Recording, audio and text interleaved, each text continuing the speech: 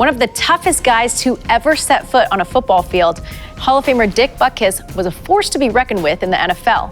28 years after retiring, he faced his toughest challenge ever, quintuple bypass heart surgery. When it comes to calcium, you want less is better, so 0 is best, but yours was in the 3,000 range, which is quite high. I like how you laugh at that. When I do it up big. I'm Angela Sun in Orange, California, and I'm taking you outside the game. One of the NFL's true legends, Dick Butkus is larger than life. He's been called the best linebacker to play the game and one of the greatest defensive players ever.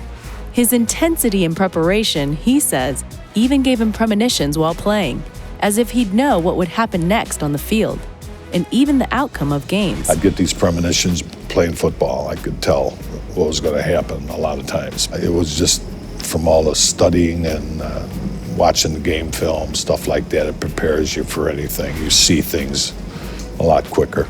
Butkus's earliest football memories go all the way back before organized Pop Warner leagues to pick up games in a Chicago neighborhood. When I was like 8 or 9 years old, living in Chicago, just with a bunch of kids, we'd pick up sides and play. That's probably where it really dawned on me that maybe football is something I wanted to get into. His 9 years with the Chicago Bears brought him to 8 Pro Bowls, but knee injuries finally drove him from the game at 31. The Bears have since retired his jersey, and in 1979, he entered the Pro Football Hall of Fame.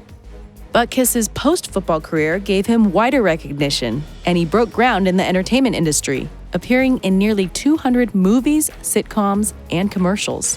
But 12 years ago, the NFL's quintessential tough guy, sensitive to the tiniest shifts in an offensive line, found himself blindsided and suddenly facing one of the toughest obstacles he'd ever face. A friend's suggestion to get a new cutting-edge heart scan, which detects calcium deposits in the vessels of the heart, likely saved his life. I said, yeah, what the heck? I haven't seen a doctor in a long time. You know, when you're playing, it's a routine and everything is taken care of as far as health and meeting doctors and testing. Once you retire, you kind of forget about it. And that's what I had done for about 4 years. So I come in here on Monday and I do the scan, and when we're sitting out there in the office, this guy comes in with the white coat. It happened to be Dr. Santora. When Dick came and we sat down and looked at a scan, I knew it was bad news. I've seen thousands of these scans at that time, and his was worse than just about anybody's I had seen. I thought we were just surprised that there was one in there. Yeah, we thought you wouldn't have a heart, but somehow you shocked us and you did have a heart. But basically, this is your chest cavity, and these are your lungs, and this is the heart in the center. So when you got to tell somebody with his reputation, guy you've heard about that tears the heads off of people, it wasn't fun to tell him that. So they flipped it on, and it was like 5 big blotches. And I'm like, what's that? And he said, well, those are blockages. And supposedly I flunked. I felt fine, but they did an angiogram, I guess, and then the next day it was a 5-way bypass. And so what was baffling about it is that I didn't have any signs. I consider that it really saved my life on this deal. Since his life-saving surgery, Butkus has gone on to co-write a book with Dr. Santora.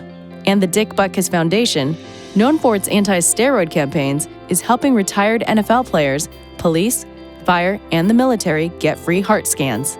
And in the very same office where he got his own scan, Butkus has lent his name to a new center for cardiovascular well-being. Whether you like it or not, you have to make an effort to give back. Because without football, I would have been, who knows where I would have been. Football's been good to me, so it's time to give something back.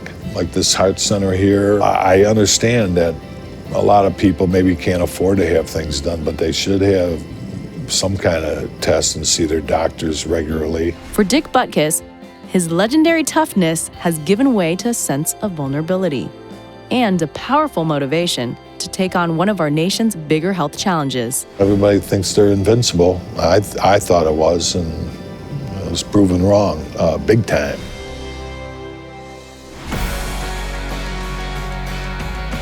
So Dick, what was it like wearing the Chicago Bears colors?